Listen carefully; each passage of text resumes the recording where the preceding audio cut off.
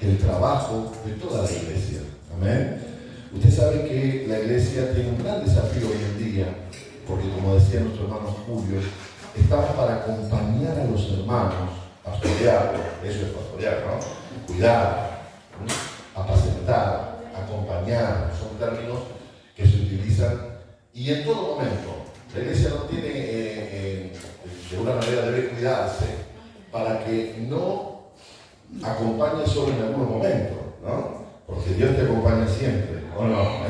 Así que la iglesia tiene que estar velando por todas las edades también, otro tema, ¿no? Por todas las etapas de la vida. Es la institución, si se quiere llamar la institución, ¿sí? Que tiene como propósito llegar al mundo, a las personas humanas, todo ser humano, con el Evangelio de la gracia.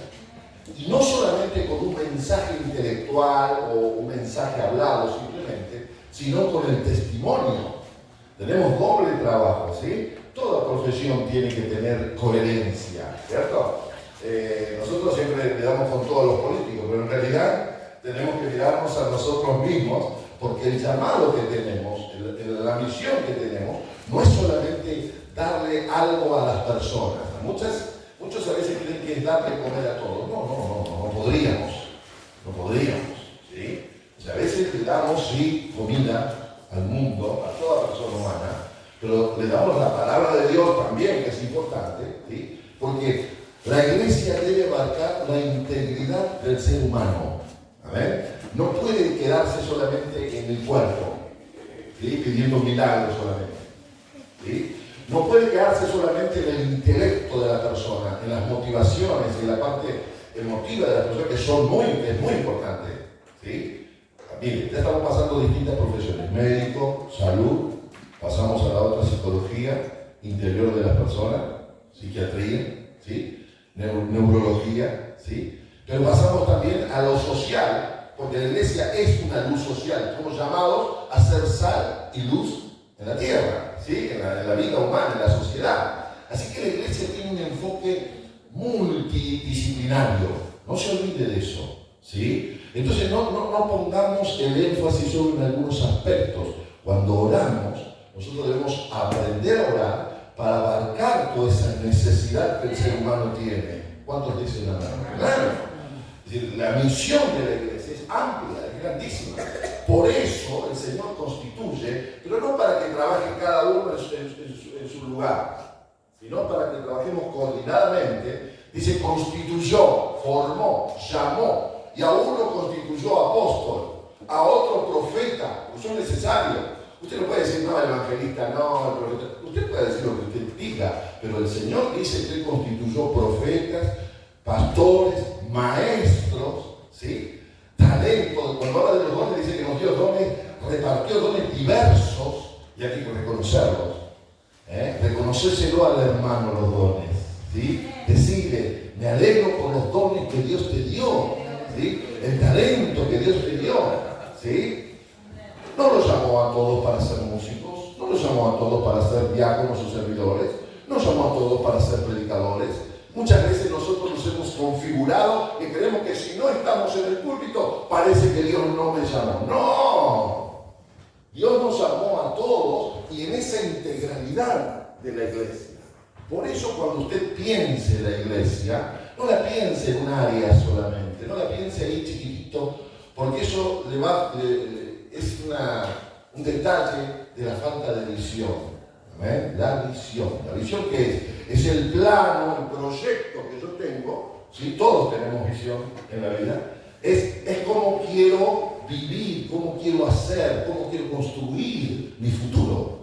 La visión es algo que es una mirada hacia adelante, que todo ser humano la tiene. Por eso es importante que su visión sea de alguna manera repensada, si usted quiere, repensada, volver a pensar, ¿sí? ¿Cuál es la visión que tengo del reino de Dios?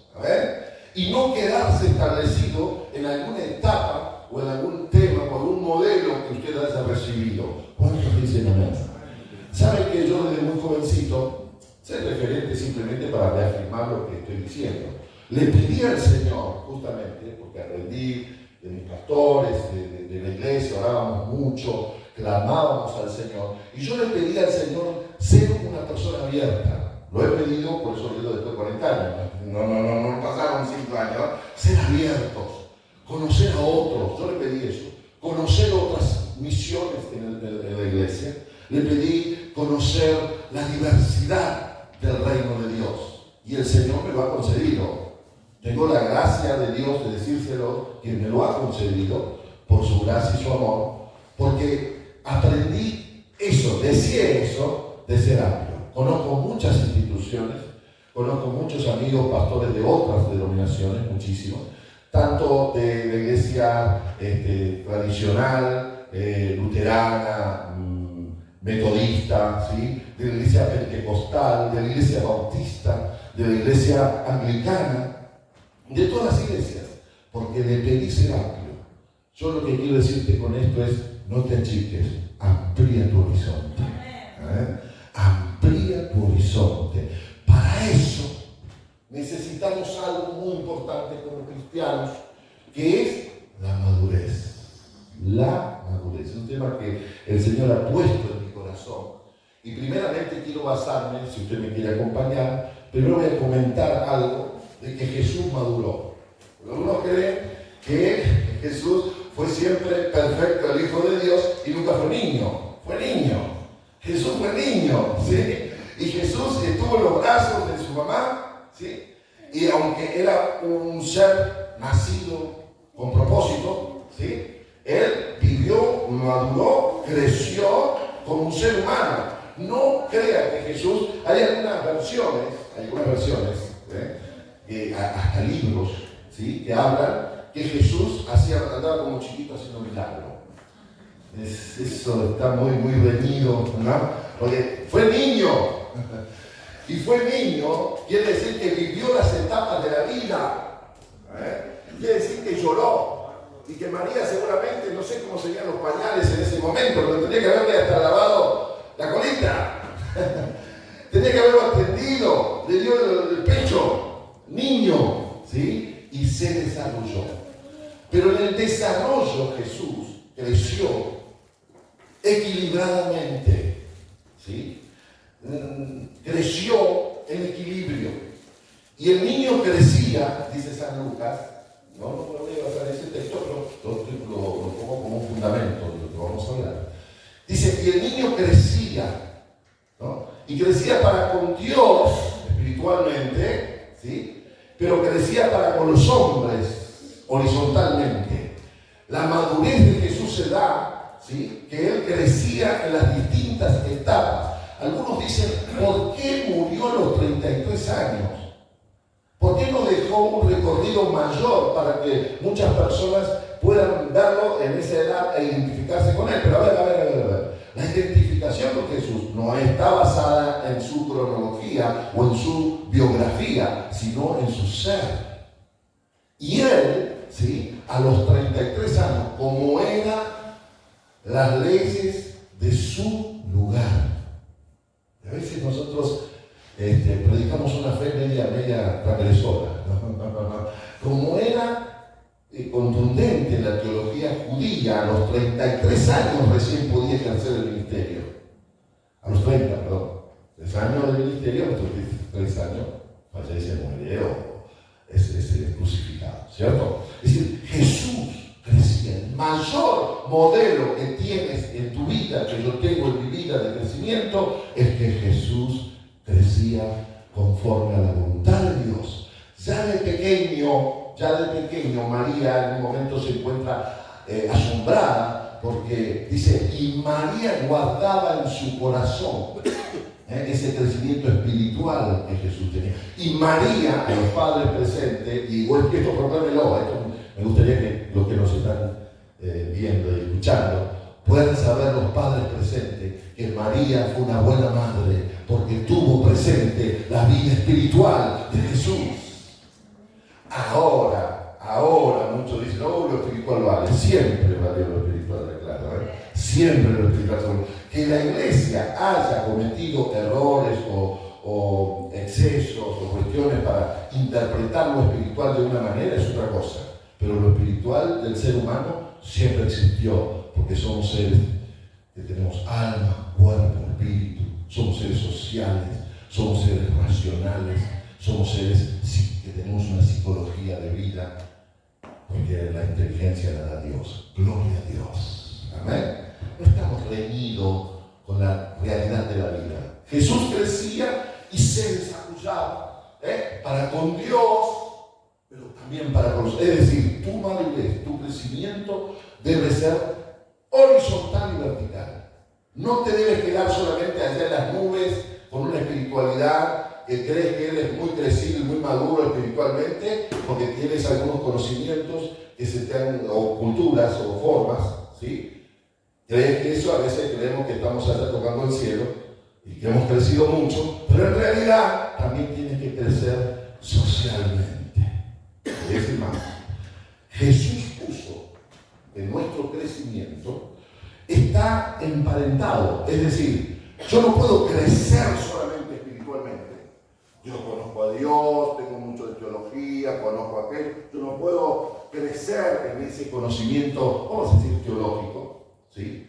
Y soltarme del crecimiento social, ¿sí? Relacional o vincular. Por eso, los principios del Evangelio y de la palabra de Dios tienen mucho que ver con tu vida diaria. ¿Amén? Tienen mucho que ver con tu familia. Tienen que ver cuánto amas a tu familia, cuánto cuidas a tus padres, cuánto amas a los seres queridos. Si no, estaría desprendido. Yo podría decir que conozco mucho a Dios y con mi familia. ¿Cierto? Por eso nosotros nos compunge, nos importa que nuestro crecimiento sea completo. Amén. Todavía sigue vigente. Yo y mi casa serviremos al Señor. Amén. Y tu casa es tu casa. Todo lo que hace a tu vida. Amén. Y a tus seres queridos también. Por eso, cuando Jesús se habló de algo espiritual, como es la ofrenda, por ejemplo, dice que Jesús estaba allí. Y si ahí en el altar vienes, y acá, en el altar, el altar en aquel momento era distinto. Ahí te acuerdas que tienes algo con tu hermano. Ahí te acuerdas que hay algo, hay una raíz que hay que arreglar. Dice, deja la ofrenda. Ve, lo primero que tienes que hacer, arreglar esa situación. Y luego venga y siga adorando a Dios. Es decir, la adoración a Dios se corta si yo tengo rencor en mi corazón. Eso quiso decir Jesús. Para no caer en la hipocresía. Jesús predicó muchísimo contra la hipocresía. Fue tremendo. Fue fuerte, fue profundo. Por eso era más profundo que la misma ley. Porque la ley era interpretada solamente de la parte de afuera. Como lo dijo muy bien Marilyn cuando habló de David. No era una cuestión para ser visto, no era una cuestión para que los demás vean, era una cuestión del espíritu, del corazón. Y a Dios se lo ama con todo, con todo, con todo, con todo el corazón. Amén.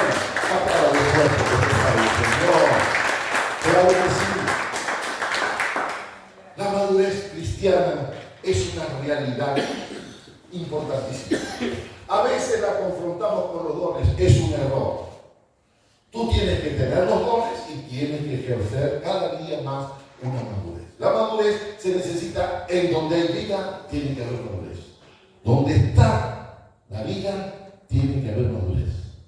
Donde está, tiene que haber desarrollo.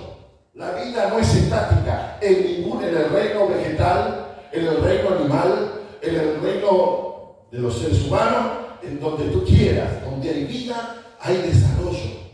Donde hay vida, hay crecimiento. Donde no hay vida, hay estructuras, hay cosas que se quedan estáticas. La vida crece. ¿Qué se necesita para madurar una fruta, por ejemplo? ¿No? Vamos a hacer un ejemplo. Una fruta. ¿Cuánto le gusta comer la fruta? Madura. ¿Sí? O no estamos comiendo buena fruta hoy en día, ¿no? Porque en realidad a veces los precios, las cuestiones, todo hace que comamos algunas frutas medias verdes, medias que todavía no están, ¿no? Estamos en esos tiempos. Pero sin embargo, uno quiere comer una fruta madura. ¿Qué necesita? Una fruta o la madurez se basa en un proceso llamado tiempo. no existe la posibilidad de madurar instantáneamente. Ahí tenemos algo, No existe la posibilidad de que usted y yo o veamos el crecimiento de la mujer, que es alterado, es otra cosa, ¿sí? Hoy en día uno come unos pollos así gordos, grandotes, pero muchos han hecho los análisis, están alterados, han crecido o han engordado, decimos comúnmente, lo han engordado, no han crecido normalmente. ¿Por qué? Porque todo proceso de crecimiento necesita tiempo, el factor tiempo. Otro factor que necesita, por ejemplo, en el reino vegetal es estar conectado con la raíz. Si algo se corta de esa simetría, de ese sistema sistémico, de ahí viene la palabra sistémico, ¿no? De ese sistema de crecimiento, ¿sí? Si se corta, no crece, se queda ahí. Eso es lo que usó Jesús cuando habló del pámpano, de las uvas, ¿no? Yo soy la vid verdadera.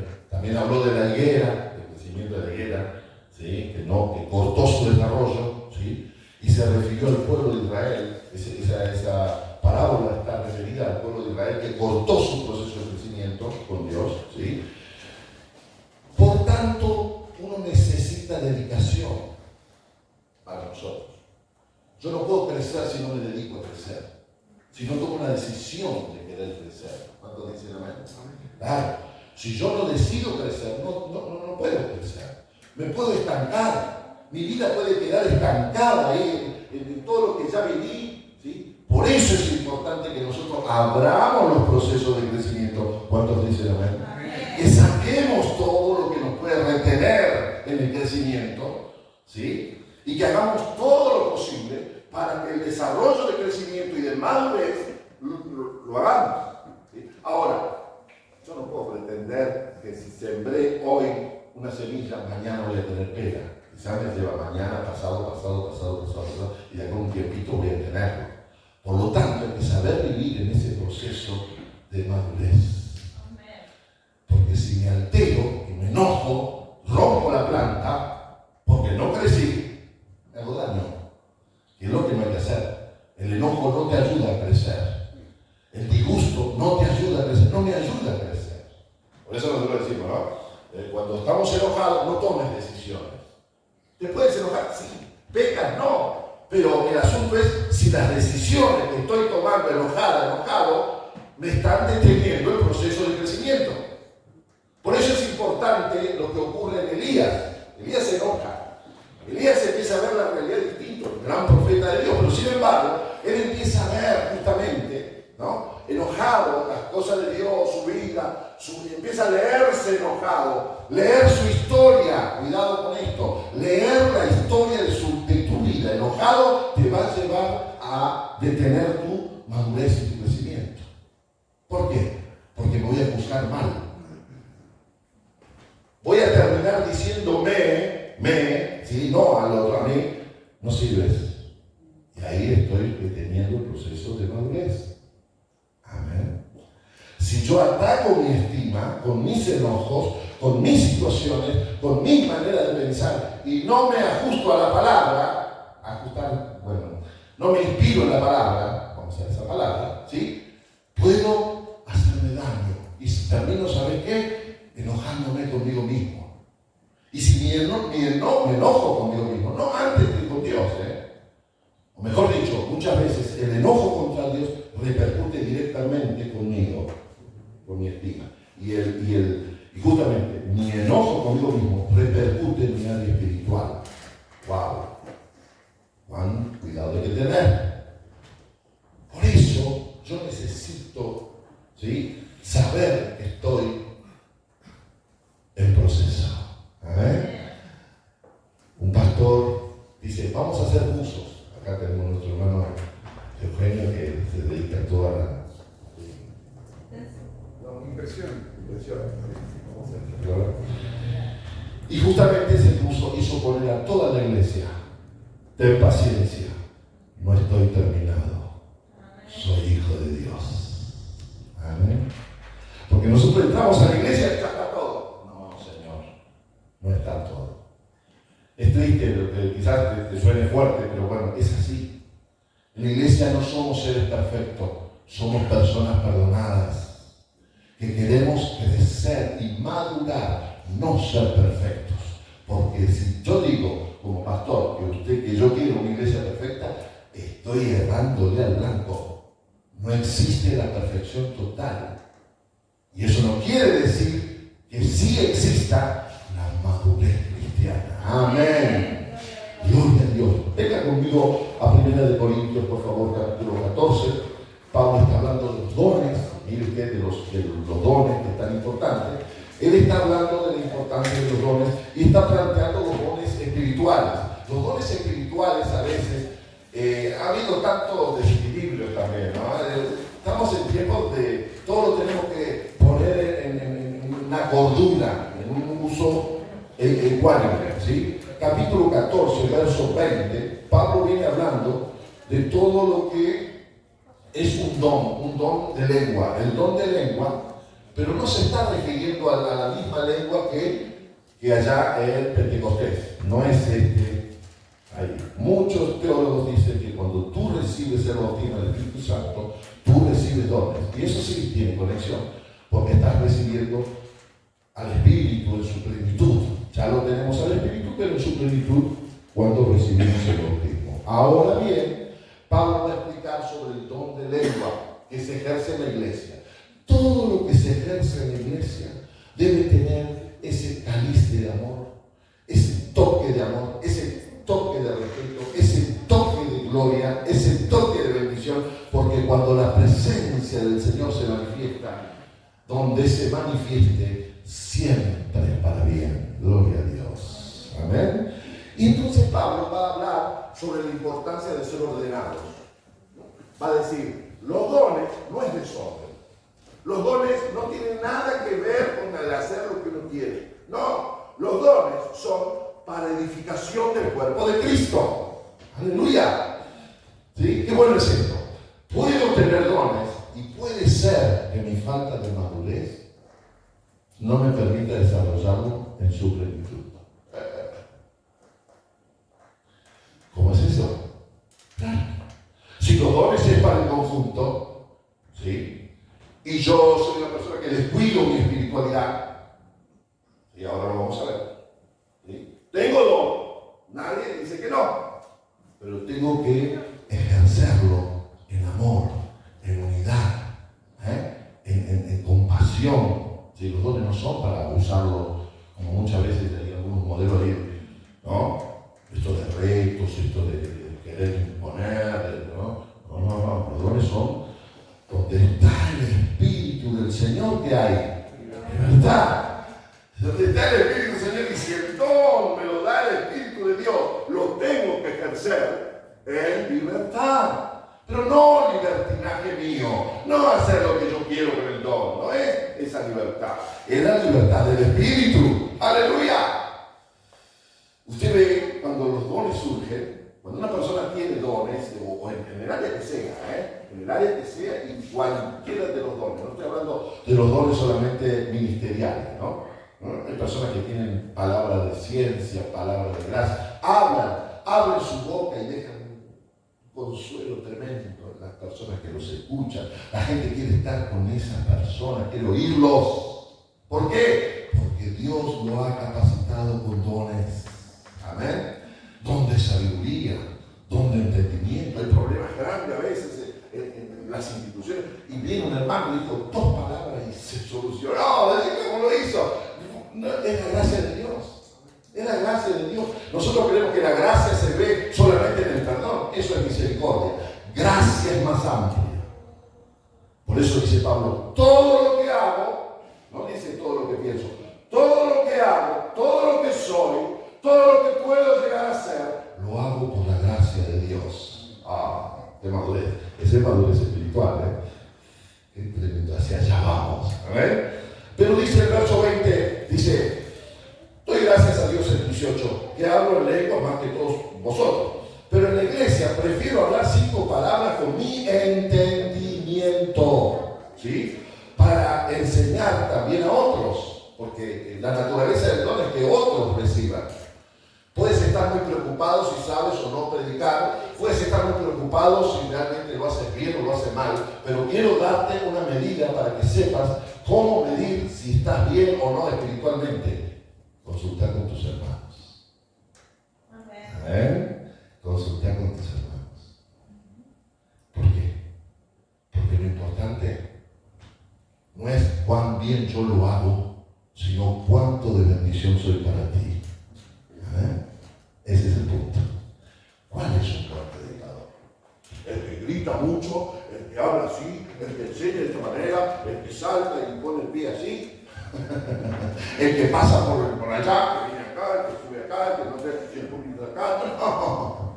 El mejor es el que más bendice. Si los hermanos están siendo de bendición, estás ejerciendo bien tu don. Si no, pensar. A ver, modificar y vas a ver que es así. Vas a ver.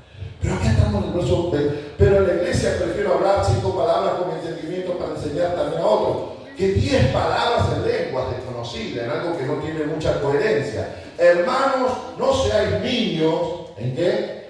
En el modo de pensar. Pablo está aclarando algo muy importante aquí, es fuerte, pero siempre me gustó este pasaje. Si no ser niños en la malicia y maduros en el modo de pensar. Quiere decir 2 o 3 cosas que sacamos del texto así sencillo. Primero, que tenemos que ser como niños en algunos aspectos, pero tenemos que ser muy maduros, no como niños, en el modo de pensar. Usted sabe que somos lo que pensamos. Si usted está pensando todos los días sobre algo, ese es usted. Pablo, mejor dicho, Proverbio dice, lo que usted piensa en su corazón, el tal es. Es decir, que mi personalidad se forma por lo que yo estoy pensando. Si yo constantemente estoy pensando agriamente de una persona, estoy pensando mal, no solamente que voy a hablar mal de él, ese sería el paso 2, sino que realmente voy a caer en pensar mal, voy a planificar cosas para afectarlo al otro. Cuidado con esto. Donde están las ideas, se surgen acciones y actitudes. Y después de actitudes, surgen hechos concretos. La ley civil, la ley policial, la ley, el código penal, solo penaliza lo externo, pero Dios ve lo interno. Amén. ¿Qué quiso decir el pastor? Que el Señor mira nuestro crecimiento y nuestro entendimiento con madurez. Tenemos que ser maduros. Amén. Y puede que el tiempo haya pasado y hayamos detenido algunos procesos de madurez. Pero también el texto nos invita acá a ser niños en la actitud buena, en ayudarnos. Y fíjense que toma la figura del niño, porque el niño trabaja desde la inocencia, desde la pureza, desde las buenas intenciones, ¿sí? Y realmente va creciendo hasta que ya tiene entendimiento, ¿sí? Y cuando tiene entendimiento se conjugan las dos realidades, lo interno, el entendimiento y las buenas actitudes. Pablo aquí está defendiendo, no seáis niños en el modo de pensar. Está hablando de que hay un grado de madurez intelectual, del entendimiento de las cosas que se tiene que desarrollar. ¿Puedo frenar esa madurez? Sí. Si yo de repente pongo en mi corazón todas dobles intenciones, yo creo que no creo en nadie si me ama, porque por ahí estoy juzgando, estoy juzgando que nadie me ama. Si yo de repente pongo malas intenciones en los demás, o yo elaboro intenciones negativas, malas, terminan siendo malas después, detengo mi proceso de crecimiento. La invitación es ser maduros en el modo de pensar. ¿Por qué? Bueno, porque los niños van creciendo y van desarrollando. Y la misma ciencia, la biología, todo, el mismo la misma teología, la misma revelación de Dios nos enseña que hay crecimiento. Hay crecimiento. Entonces el Señor ya no me mira como un niño. Ya no me está mirando como que, bueno, yo no sé, no conozco. Muchas veces nos basamos en eso, ¿no? No, yo no conozco, yo no estudié teología, pero hay actitudes y cuestiones que sí, ya lo sabemos. Ya sabemos, hay 3 áreas donde el Señor nos pide madurez en la Biblia. 3 áreas. Son aparte, bueno, por supuesto, hay mucho para aprender de esto, pero 3 áreas. La primera es madurar para que Cristo viva en mí y venza mi yo. ¿Qué es esto? Todos tenemos un yo. Está reconocido por la psicología, está reconocido por todas. El yo. Es bueno, es importante. No lo tratemos mal el yo. Sí, está bueno, que así sea. El asunto cuando ese yo se quiere imponer a Cristo. ¿Sí? Cuando ese yo no quiere estar bajo autoridad de Cristo en mí. ¿Sí? Cuando ese yo quiere hacer lo que quiere, en medio capítulo, todo, empiezo por mí, todos tenemos un yo con formas de ser, con manera de pensar, con todo lo demás. Usted no cree que el otro no tiene un yo, ¿sí? Pero ¿qué pasa cuando Cristo viene a reinar en mi corazón? No dije, viene usted a la iglesia. Está muy bien que venga, y yo quiero que vengan muchos más hermanos a la iglesia, ¿sí? Trabajamos para eso, ¿sí? Pero Cristo tiene que ser el centro de mi vida. El que está en Cristo, nueva criatura es. En Cristo soy más que vencedor. En Cristo, no en la asociación que me dio el certificado de miembro, que está buenísimo, entiéndeme. Lo que pasa es que cuando yo no crezco, empiezo a darle más valor, ¿entendió?, a una membresía que a Cristo.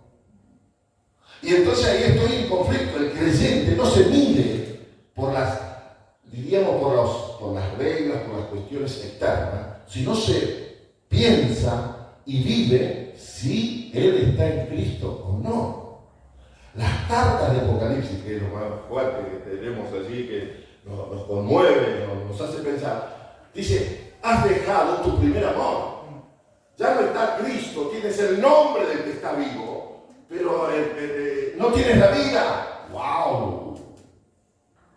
Por eso es muy importante, hermano, que cuando alguien está orando, usted va a decir, y esto que digo no lo digo para que usted se sienta reprimido en su ejercicio, por favor, ¿sí? Pero la persona que de alguna manera siempre le falta, siempre falta algo, siempre hay una sensación de que no está completa, tiene que repensar, porque en Cristo estamos completos. Él es la plenitud. Otra cuestión, la plenitud. ¿La plenitud qué es? La plenitud de aquel que todo lo puede en todo. Cristo llena nuestro ser. ¿Sí? Es epicentro y satisface el corazón. Por eso es muy importante preguntarse: ¿es Cristo el Señor de mi vida?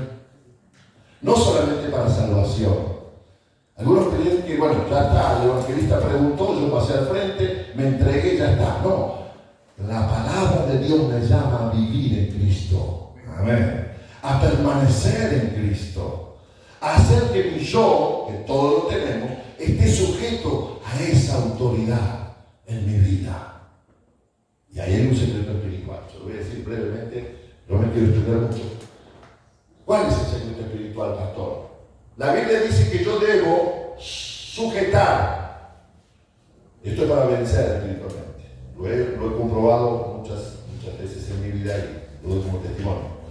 Sujete ese pensamiento que le viene a la cabeza.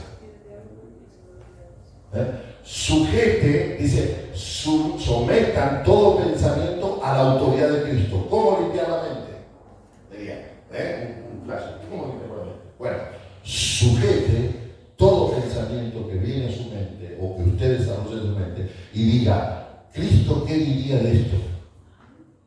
Señor, me viene este pensamiento negativo, malo, que no me ayuda, esta idea que no es tuya, ¿sí? La someto a tu autoridad en mi vida. ¿Por qué? Porque se sujeta a la autoridad de Cristo y Cristo reina.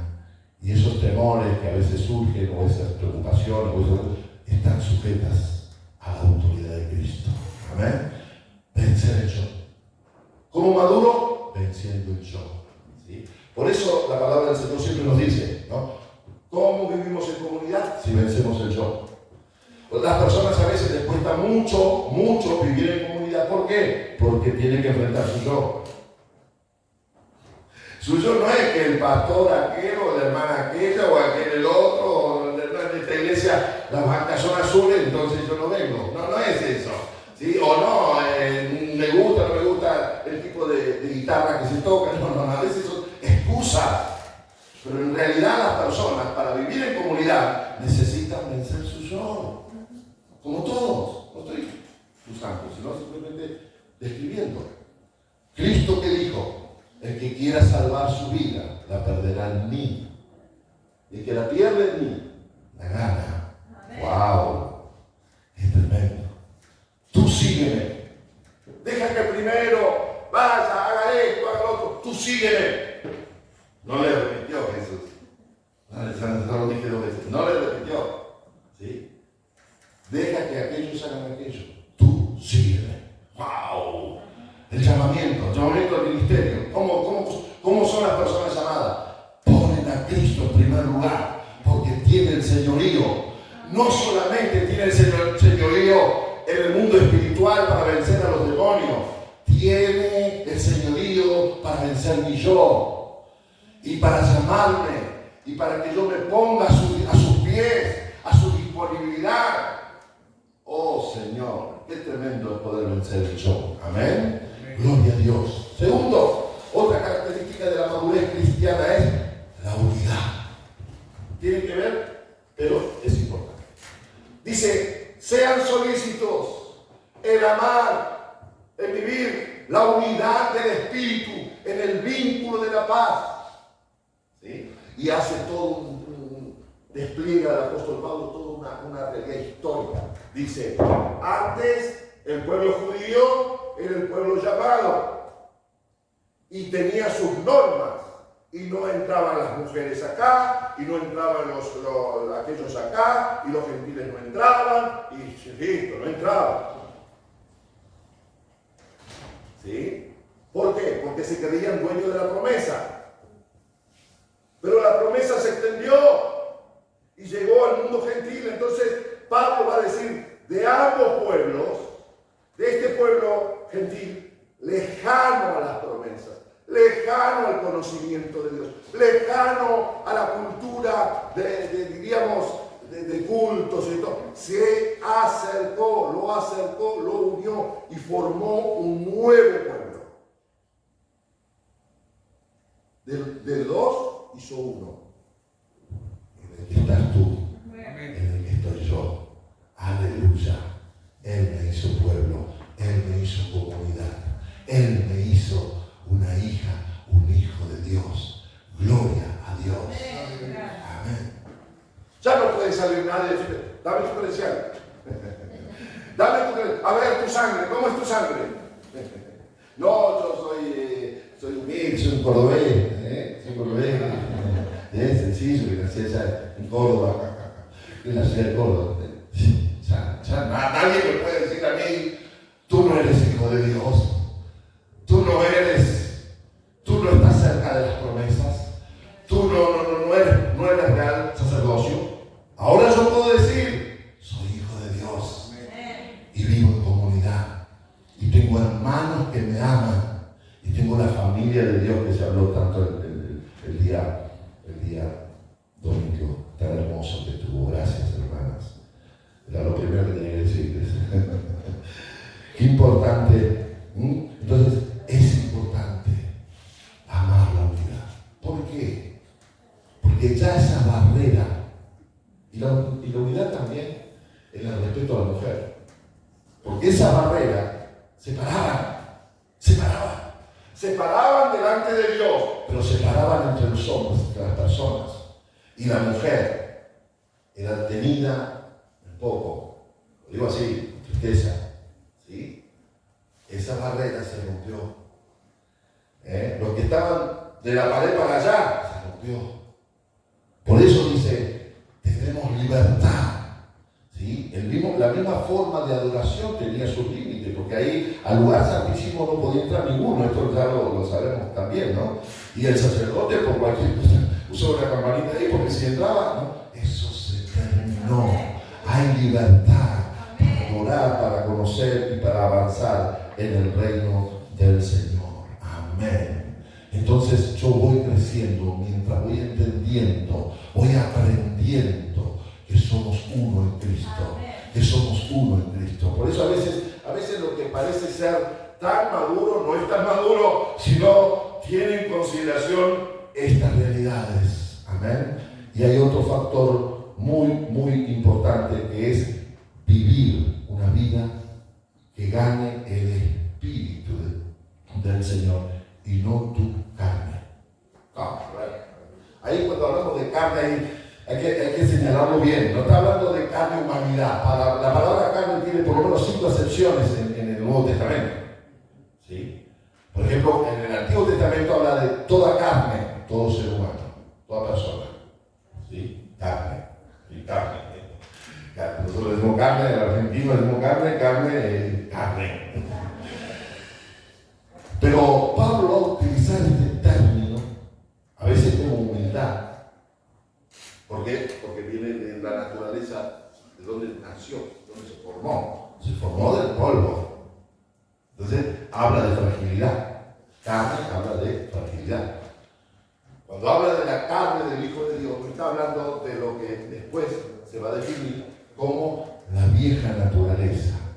En la Biblia lo encontramos como concupiscencia, lo encontramos como carne, la carne, el espíritu se contradice con la carne. Habla de las obras de la carne y del fruto del Espíritu. Es decir, ¿cómo es eso? A ver cómo se puede dilucidar esa situación.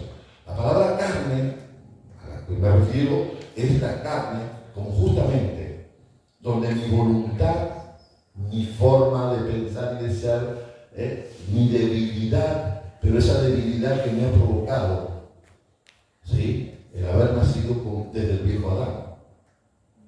Viejo, dije. Desde Adán. ¿Sí? ¿Cómo es eso? Adán viene a ser en la Biblia un representante del hombre caído. Porque Adán, algunos dicen que Eva, en realidad Adán es el más responsable, ¿no? Siempre lo decimos y es así. ¿Por qué? Porque él había escuchado y sabía directamente de Dios lo que tenía que hacer y lo que no tenía que hacer. Eva fue engañada, dice la Biblia, pero Adán tomó, no solamente se dejó llevar y violentó el mandato directamente. ¡Wow! No obstante, la Biblia habla de la carne, de esa naturaleza que hemos nacido todos, de la naturaleza adámica. Por eso dice que Cristo es el nuevo ser, el nuevo hombre, el nuevo representante de toda la humanidad, el nuevo paradigma. Es Él. Y Él no fue vencido. Él triunfó. Él triunfó. Por eso es mi modelo.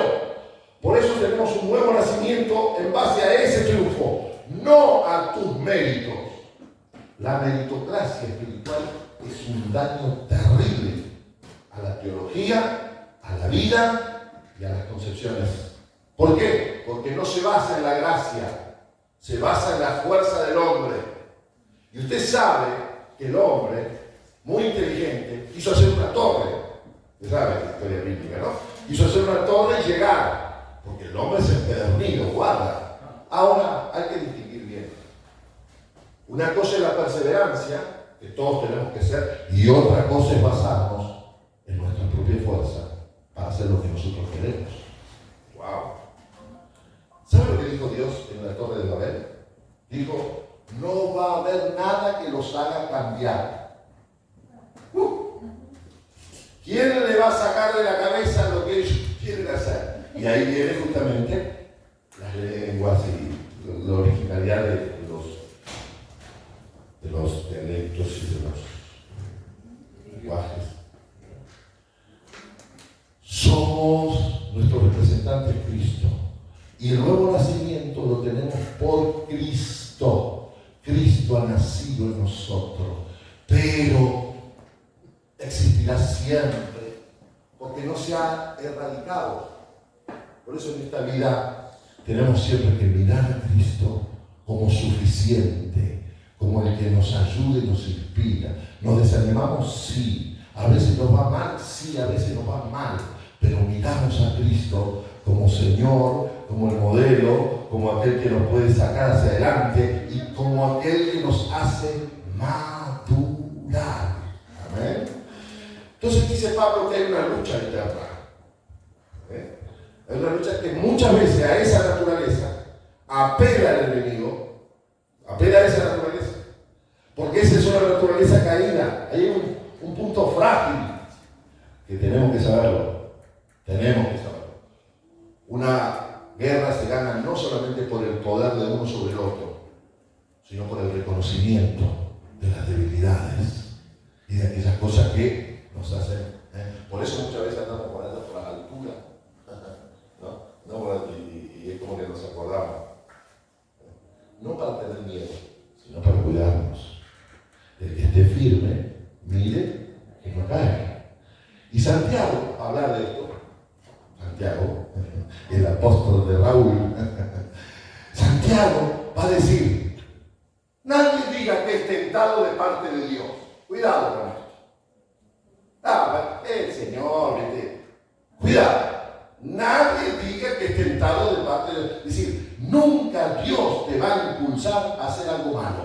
Punto. Estoy pensando mal. Analízalo. Porque no es de Dios. Yo necesito ir a estudiar libros para saber que algo malo no es de Dios. Santiago dice: nadie diga que es tentado de parte, porque Dios no va a tentar a nadie. Sino que, hablando de nosotros, somos seducidos por nuestra concupiscencia, que no le tenés que dar lugar. Si vos sabés que sos frágil ahí, hace una estrategia para no ceder ahí, porque te va a venir la tentación ahí. Algunos creen que, bueno, a ver, yo soy frágil en aquello, creo que todos son frágiles. No es así. Cada uno tiene un punto frágil que tiene que saber y tiene que velar. Y tiene que cuidarse. Y no dar lugar, no dar ocasión al diablo. Cuando dice la Biblia del enojo, dice que nos pongamos de acuerdo antes que el sol caiga, ¿sí? Que nos perdonemos. Dios no dice que no nos podemos enojar, pero sí dice que sí podemos resolverlo. Es otra cuestión. ¿Sí? Pero también ahí es cuando nos dice: pónganse de acuerdo. ¿Por qué? Y porque no den lugar al diablo. Ahora, si yo sé que hay un diablo, sé que tengo una naturaleza frágil y que tengo que vivir en el espíritu, no le des lugar. A ver, entonces cuidado y andar en el espíritu. Pablo dice que yo no debo andar en la carne, vivir en la carne, porque ya no tengo esa naturaleza. ¿Sí? Tengo la naturaleza divina para andar en el espíritu. Y a veces puedo estar ahí en una feroz tentación, un feroz problema, ahí la voluntad está a punto de ser quebrantada, a ser llevada por un camino erróneo, que lo sé. Acá, lo sé, acá o acá, dice que acá que lo lo sé, que no tengo que hacerlo. Por lo tanto, busco la fuerza del Espíritu, busco la guía del Espíritu, y ahí se cumple la promesa. ¿Cuál es la promesa?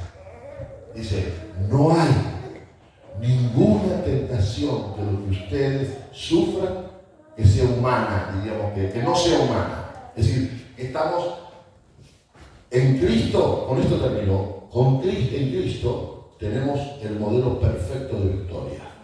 ¿Sí? No existe ninguna tentación que que yo, usted, nosotros podamos sufrir, esté fuera de ese modelo.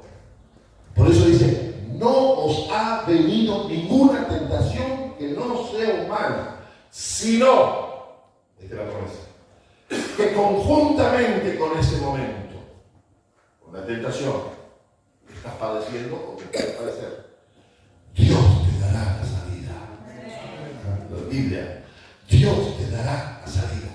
No es que te está diciendo animate, no, te voy a dar la salida. Otra versión dice, habrá una puerta para salir. ¿Qué tengo que hacer cuando estoy pasando un momento de prueba? Déjenme decir eso porque surgió esto hace 2 domingos atrás. Nosotros nos enojamos cuando estamos siendo probados, pero la Biblia dice, gozate. ¿Sabe por qué? Porque el propósito de la prueba es sacarte cada vez más bella, más bello para Dios. Y si tú puedes entender eso, aún si estás sufriendo, si estás pasando la difícil, porque tú no me entiendes, no es suficiente que te entiendan los demás. Cada uno sabe el dolor de cada uno, la preocupación de cada uno y lo que son los pesos de la vida. Pero también es cierto que tienes que decirle, Señor, yo no entiendo por qué me ocurren estas cosas o por qué me ocurre esto, pero voy a adorarte, voy a honrarte, voy a darte gracias como hemos cantado, como nos guió Magalí, ¿no? Esa canción tan preciosa. Yo te doy gracias, Señor. Yo te doy gracias. Pero no porque otros están mal, otros están bien, no miro hacia afuera, miro hacia Él. Nosotros nos consolamos a veces, no, porque otros le pasa, pero bueno. Pero Dios me trata a mí y quiere sanarme a mí y quiere que yo esté bien. Siempre la prueba, la tentación, las dificultades son usadas para bien, para la mujer y